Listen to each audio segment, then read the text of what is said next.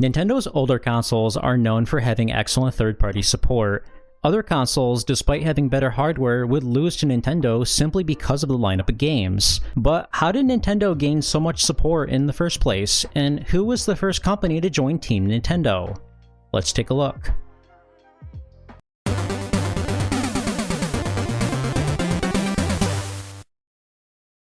What's going on? It's Podrez coming at you with another video. Alright, if you've seen a couple of my videos and you like what I do, hit the subscribe button right down there. I'm trying to see if I can get to 40,000 subscribers by the end of the year. Only you can help me get there. And check out our Discord server, discord.podrez.net. Alright, let's talk about the Famicom.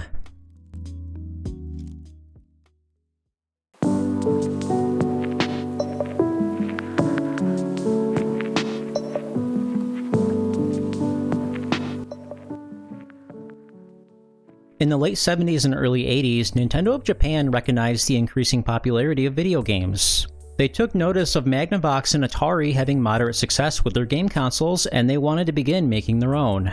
They started off with a few basic Pong consoles called the Colored TV games. These weren't consoles that took cartridges, but it was a step in the right direction.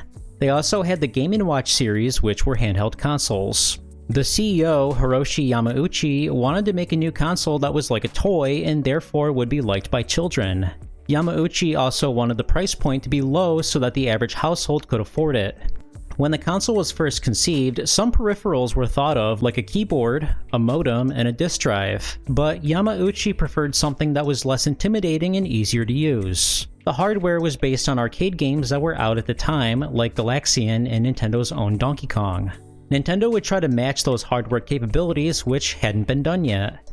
The most powerful home consoles at the time were the ColecoVision and Atari 5200, both released in the US, but these were definitely not quite as good as the arcade.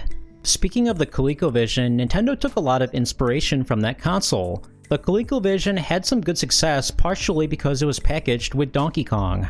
This was the best arcade port of the game at the time.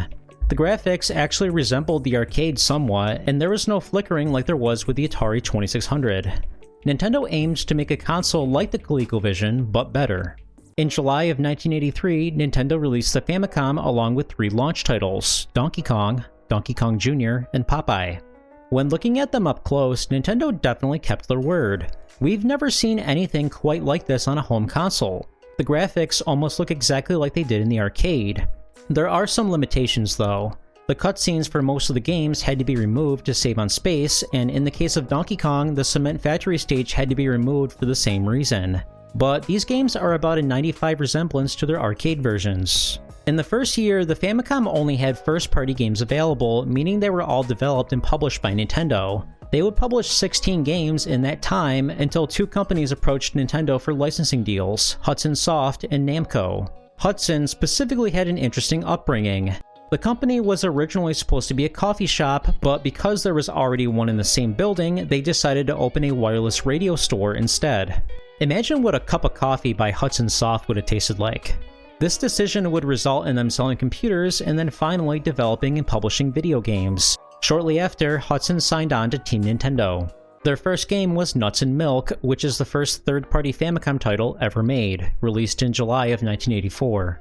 You play as a character named Milk, and you must collect all the fruit on the stage. Once you do, then you can save your fiancée Yogurt. On each stage, you have to avoid your rival, Nuts, who kills you in one hit. Certain jumps are hard to make because your character has a very short jump height, and sometimes you have to keep trying over and over again. The trampolines specifically are super annoying because you gotta get the timing right in order to bounce higher. The game is in the style of early arcade games like Donkey Kong. Each stage is only one screen, and the score up above resembles those other games. But what makes this game stand out is the amount of content you're getting. There's 50 unique levels here, which is far more than any early arcade game.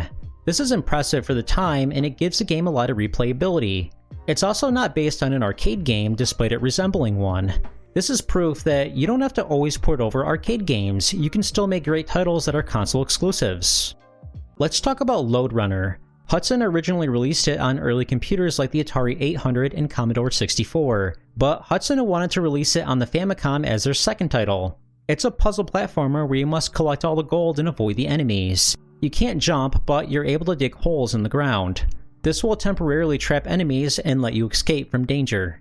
But digging holes is very slow and you might not have time. You can also trap yourself if you fall into your own hole. Some blocks cannot be dug into, which means you can't trap enemies. The Famicom version is far more advanced than the ones before it. The levels are all larger and scroll horizontally, while the computer versions were just a single screen. You can also create your own levels. This is such a nice feature, and I used to spend hours using this mode. Unfortunately, you can only play on a single screen here. This game is inspired by Space Panic, where you're essentially doing the same thing, but the controls were greatly improved. You're able to dig holes in either direction, regardless of where your character is facing. For example, you can dig on the left side while retreating to the right. This is super handy when you have enemies that are on your tail. The level design can be trolly at times though. For example, in Stage 9, if you drop to the lower platforms on the right side, you're stuck here forever. Thankfully, you can press select and redo the stage. Like with Nuts and Milk, there's 50 levels in this game, so you get a lot of content. In a surprising twist, Lode Runner would receive an arcade version that was based off the computer games. You usually hear about arcade titles being ported over to home consoles or computers, not the other way around. Hudson also released Championship Lode Runner, which has some noticeable improvements. The screen now moves both horizontally and vertically, and you can dig holes much faster than the previous game. This installment is meant to be much harder, and you even got a prize if you sent Hudson proof that you beat the game. But they went too overboard in my opinion. The level design is way more complex, where if an enemy falls in the wrong place, or if you drop to the wrong place, you have to start the level over again. This feels more like a Kaizo ROM hack than an official release. They also took away the ability to create your own levels, which was one of the best aspects of the previous game. Nintendo would be fortunate to have a second company join their team that was no stranger to the gaming community, Namco. Their first published game on the Famicom was Galaxian, released in September of 1984. It's a shooter where you must defeat all the enemies to advance to the next stage. Unlike the inspiration Space Invaders, the enemies here do not progressively move downward. Instead, they periodically leave their formation to try to attack you. The arcade game was one of the first games to feature RGB graphics. It also had a nice moving background. The Famicom version is surprisingly faithful to the arcade one. It still has the scrolling star background and the graphics look near exact. This is also one of the smallest Famicom games, only 16 kilobytes of ROM space total. This is very impressive, especially when you consider how difficult it was for Nintendo to stay within 32 kilobytes. Namco literally had 50% of space left over. Namco would proceed to bring over some of their other arcade games to the platform. Pac-Man was their second Famicom game, released in November of 1984. I don't like the sound or graphics in this version, but it's still one of the best iterations of the game at the time, especially when you consider how butchered the 2600 version was. McBee also received a near-perfect arcade port. Unfortunately, this and Galaxian were not released on the NES in the US. It's unclear why, because these are both great versions. Another noteworthy game is Pac-Land, which is an arcade port. You play as Pac-Man, but it's a platformer rather than a maze game. You must make it to the end without getting hit. Rather than using the D-pad to move, you actually tap the A and B buttons to make Pac-Man walk left or right, while the D-pad makes him jump. This is also an attribute of the arcade version. There's power pellets in the game, just like the original. The controls definitely take some getting used to. It's not natural to use the A and B buttons to move and the D-pad to jump. That just seems backwards, but it's understandable why they did it this way considering what the arcade game was. This is one of the first horizontally scrolling platformers ever made, even before Super Mario Bros., although the Famicom version came out after. With the success of the Famicom, a third company would join Team Nintendo, Jaleco. They would port over two of their arcade games, Exerion and Formation Z. Exerion was their first game on the Famicom, released in February of 1983.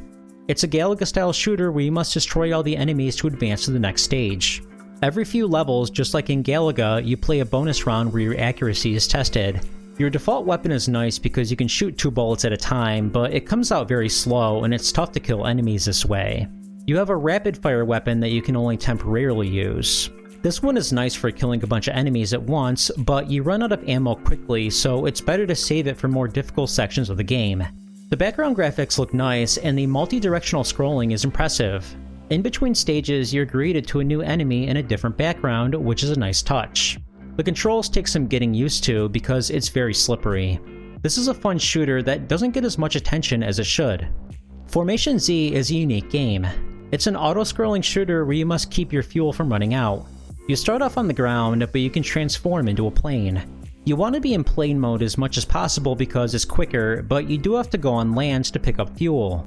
The controls could be better. When you're on the ground, you can only shoot directly to the right or at a diagonal angle, so you have very limited range. The parallax scrolling is nice, and the multi-directional scrolling is impressive. The NES normally had trouble scrolling in multiple directions, so it's impressive that both of these games have it. These were made in 1985 too, which is still early in the console's lifespan. Unfortunately, the game is very short, only 3 levels, and then it repeats. But this is still a very ambitious Famicom game. The fourth company to join Team Nintendo was another heavy hitter, Taito. Unsurprisingly, their first game on the platform was Space Invaders, released in April of 1985. It makes sense why they would release this right away because Space Invaders was one of the big reasons why video games became so popular in Japan. This version had some things going for it. The invaders themselves are small, which is more in line with the arcade version. They were also able to fit every invader on the screen. This is very unlike the Atari 2600 version where the enemies are large and they had to remove some of them. But this version still could have been way better. Graphically, the invaders look off from the arcade version. It makes me wonder why they didn't copy and paste. The title screen is also very lame. There's no Space Invaders logo anywhere, it looks more like a bootleg. It's actually kind of an insult when you consider how well Galaxian turned out.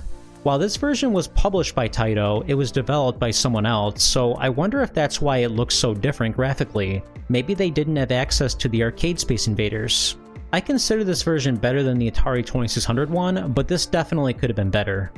Chack'N Pop was the next game that Taito published for the Famicom. Sounds like a brand of popcorn. You play as a yellow creature that can cling on the ceilings. You can't jump, but you can extend your body upwards to reach ceilings. There's eggs throughout the level that will hatch into enemies. You can use your grenades to destroy the eggs or the enemies for extra points. To beat the level, you have to break the cage open to free the heart inside. As you progress through the game, the levels become more complex and puzzle-like. For example, in Stage 3, you can't reach the top platform to free the heart, so you must strategically place grenades in the right areas. This game is considered to be the predecessor to Bubble Bobble. I do think that game is better, but this is still a decent arcade port. I thought it would be cool to discuss the third-party companies that became licensees for Nintendo in order. There's a few factors that may have led to the companies signing up for Team Nintendo. While there were some computers that were out at the time, the only competition in the home console market was the SG-1000 by Sega.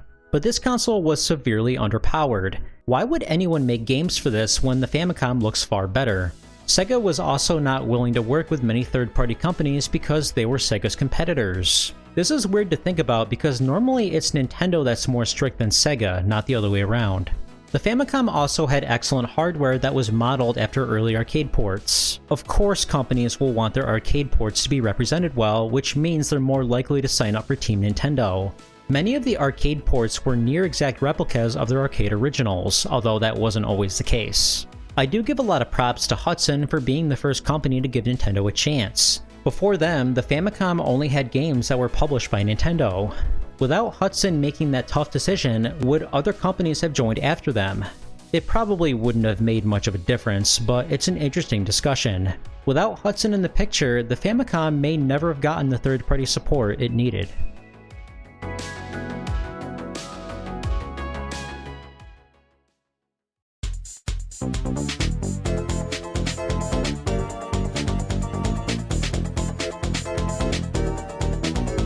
Hey, I just wanted to thank you so much for watching this video. If you made it this far, hit that like button. If you enjoy this type of content, hit the subscribe button for more content. Both of these things really help the channel grow. If you have anything to share, feel free to leave a comment. I read every single comment on this channel, and I'm pretty good at replying back. Anyway, have a good one.